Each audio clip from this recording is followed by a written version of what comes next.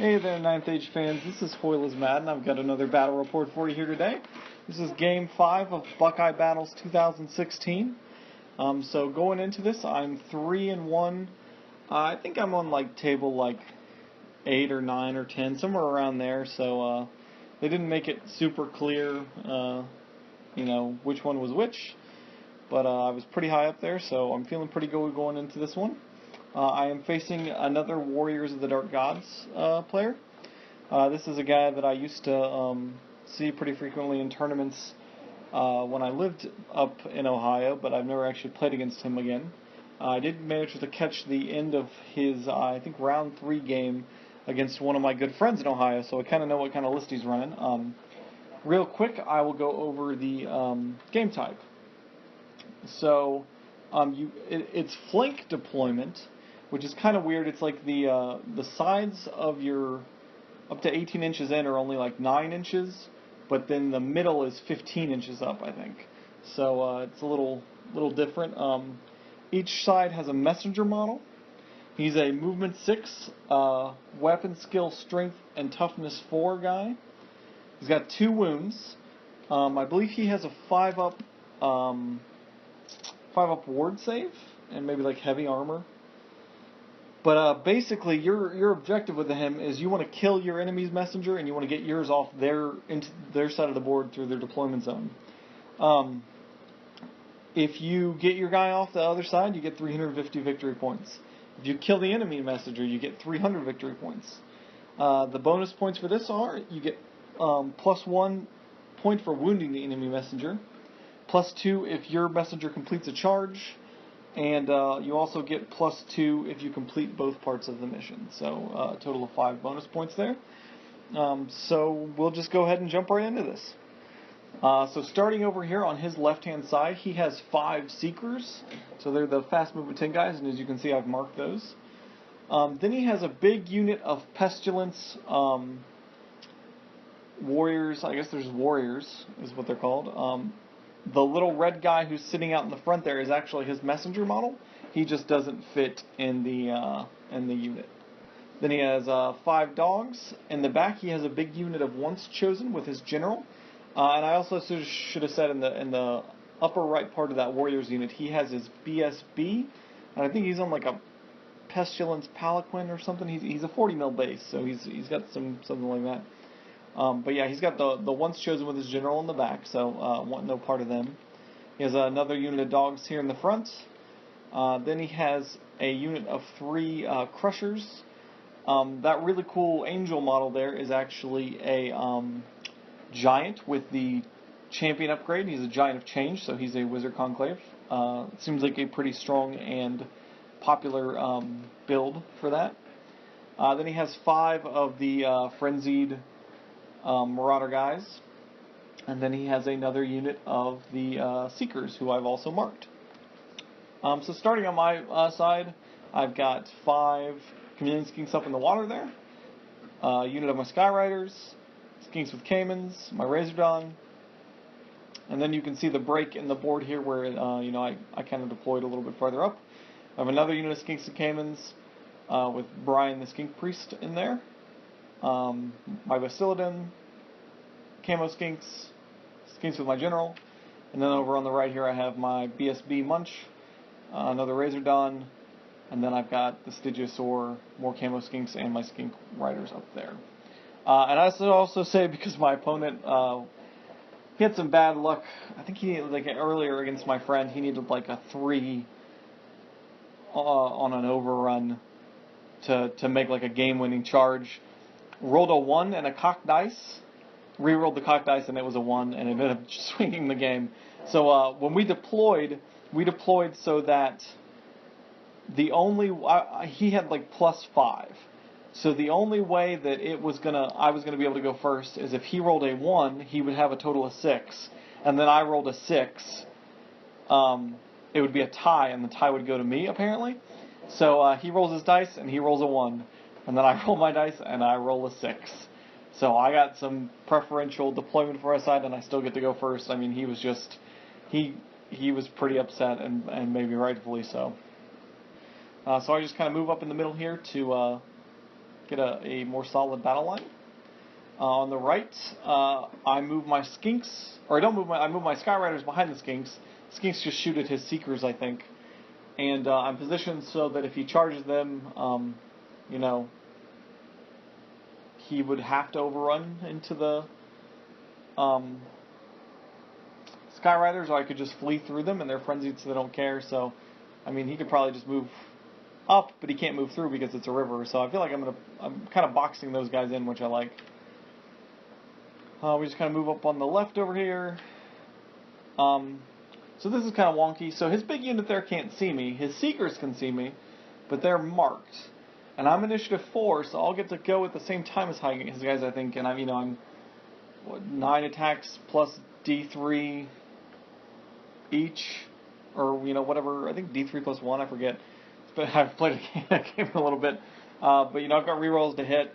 I don't really like that unit just because they're annoying. So if I can kill them and he renders my unit, not combat worthy, I'd totally take that trade. So I didn't want to have to take the frenzy check the following turn, and if he moves by me, I can rear charge. I just felt like mooning his guys was a good opportunity for me here.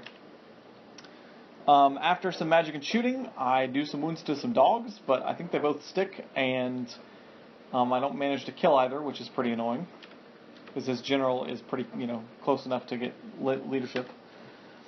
We go to the bottom of 1, and he does charge me over here, and I don't know what I was thinking at the time. I should have fled with them, probably, because then they would have lived, because they're going to die here. They would have fled through. His only real option here is to either redirect into the Skink Skyriders, which I'm perfectly okay with, or to fail charge, and then I can charge him. I'll probably have to take some DT landing in the river, depending on how far he went, but, I don't know why. I just sacrificed the Camo Skinks for nothing, basically, so stupid move on my part. So this big unit here had the banner of the Relentless Icon, and he chooses his Triple March, and he just moves up like this, getting all over my grill.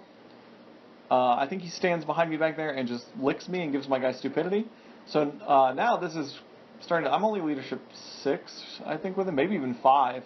I know camos are 6. They might be 5s. But basically, I have to make a low leadership stupidity check, and then if I pass that, I have to make a frenzy check.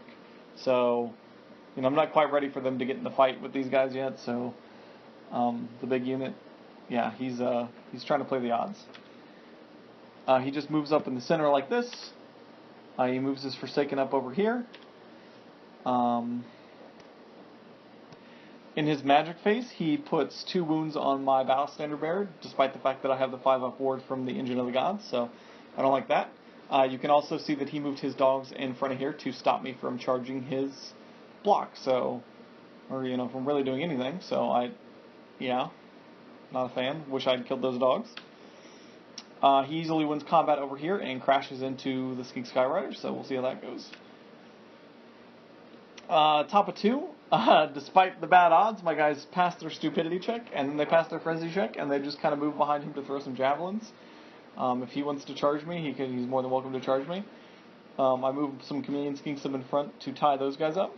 And if you can see in the bottom left here, my Stygiosaur is out of line of sight and facing forward, so he'll be able to charge next turn if he wants, or maybe just use a breath weapon. Other charges, so I charge the Razor Dawn into the flank of these dogs to get rid of them. You can see I move my Camo Skinks in the middle up to chaff those guys up. And my Razor Dawn over here charges as well. And then this was very gracious of my opponent, because I didn't realize it until after I had finished charges and done my movement. But it's kind of hard to see him in the top right where my Skinks are up there, and the top left corner of that is my messenger model. I forgot to bring mine from North Carolina, so my friend who had played this guy earlier, he let me borrow one of his Men-at-Arms Standard Bearers to be my messenger. So he is in that unit, and he allowed me to charge that unit of dogs, which technically my messenger has completed a charge now, so I get +2 battle points for that, so very cool. My opponent and I were joking at the end, neither of us is going to win the tournament here. Basically, we're like, let's not destroy each other so hard that he can't win Best Warrior and I can't win Best Saurian, because at this point I'm the top Saurian player table-wise, and I think he is either the highest warrior or the second highest warrior. So both of us are thinking that maybe we can win those best of awards, which isn't always the most prestigious, but when you have a tournament of over 100 people, it starts to get pretty competitive. I mean, I think there are 7 or 8 other Saurians in this tournament, so. After combat here, these guys, I overrun with both of them just to try to get them away from some of the stuff I was worried would charge them. I like the way they're facing now, because if he kills, the skinks and overruns, he probably won't be able to hit them, which is good. And, if anything else can declare a charge legally on them, if it's from the front, then they won't be able to stand and shoot because they can't see them, so. Because normally they have to stand and shoot if they can. He kills the skinks over here on the left, and I don't know why, maybe he was looking at some other angles, he was talking to himself, and I felt like he felt it was better for him to overrun, but in doing so, he lines up some really easy charges for me, and I'm really liking my position over here. The dogs are dead, he doesn't have anything else to chaff me up. My Stegodon Munch there is just staring him down, so I feel like this is not a bad position. Those other skinks, we haven't fought that comet up there. He's going to kill those skinks for sure with his general's unit. This is just another angle looking at that. Obviously his messenger is still in the unit. He doesn't fit well. So now combat over here, we kill those guys easily. He moved his Forsaken over to block me on the right so that it would be harder for me to get. Basically the way he set himself, I couldn't get through, which is fine. But then I'm like, well, I'll just kill these guys. Then I've got Caimans and Skinks. There's only 5 of them. I charge in, and not thinking, my guy's only toughness ward 2 is a 5-up ward. These guys have a lot of attacks. He could just smack me right in the face. So, I don't know if I showed in a second, but his guys, he allocates every attack he can on my messenger and just cuts his head off. That's stupid. In the middle, you can see I chap up his general's unit again, and these skinks with Caimans go into the crushers. I feel like this is going to be a bad matchup for me, but at the same time, my Caimans, if he doesn't manage to kill them, could, I'm already up charge in 3 ranks, banners cancel, do a couple wounds with Caimans, maybe I can break these guys. On the left, I combo charge, I put my BSB in the flank, and then I very importantly get the Stygiosaur in the rear. So he has to declare a challenge with either his champion or his BSB, and my Stygiosaur, being a champion, can now accept, and then those sweet, sweet impact hits can just tear through that unit of expensive models. And I'm still just dancing around back here. So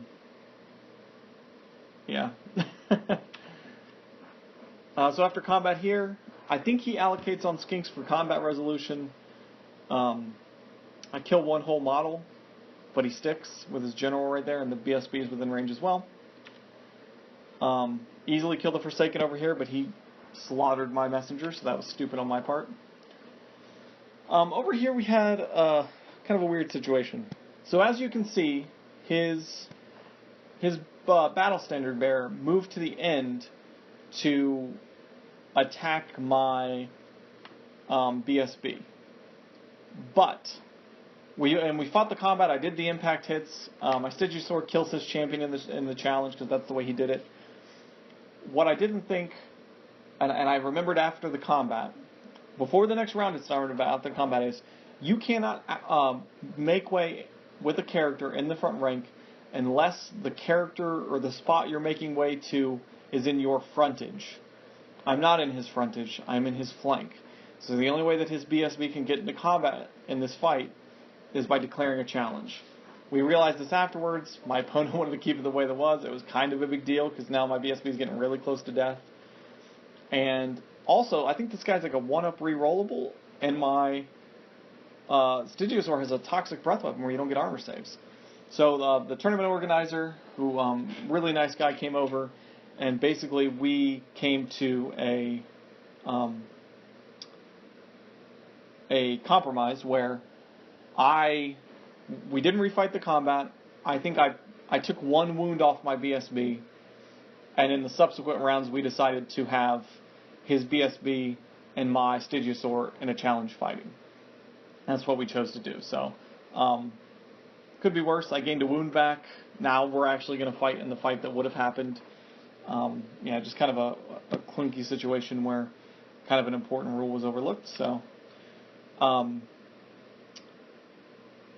you can see here in the middle, he is definitely wearing down my skink unit there. You can also see I moved this Razordon up so that, he can't charge that unit because he'll hit the Razordon first. Wouldn't be able to, sneak in there. So this is after, or on his turn, he charges the Stygiasaur in the rear. Stygiasaur still has 2 wounds left. He's in a challenge with his BSB, so he's just basically adding combat resolution. It's not going to make a huge difference, I don't think, because my BSB should generate enough combat resolution. So we stuck that turn. He didn't kill the Stygiasaur. We go to my turn.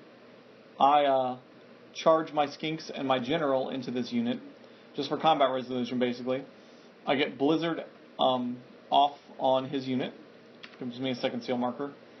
And after combat, now we have 3 ranks, a banner, a BSB, a rear. You can see that my Skink Skyriders came into the flank of his marked Seekers and just tore them up, so easily kill those guys. Run them down. That's a huge bunch of points. My other Skink Skyrider unit flanked his, the 2 remaining flanked his Crushers. I think we got 1 lethal strike through maybe, but with the combat resolution we beat them and run them down. I put my Razordon up there again to chaff up, which is what he's good at. And this is what he has left, basically. If you go back here, you can see that I think he gets my Stygiasaur down to 1 wound, so he gets half points for him. I was throwing Amber Spears at him, his Giant's throwing blue fire back at me, I guess, so kind of funny. And this is the end of the game, so he doesn't have very much left. You can see basically everyone I have is running away, like not actually running, but like I'm moving them in the opposite direction to try to preserve points. So I think it was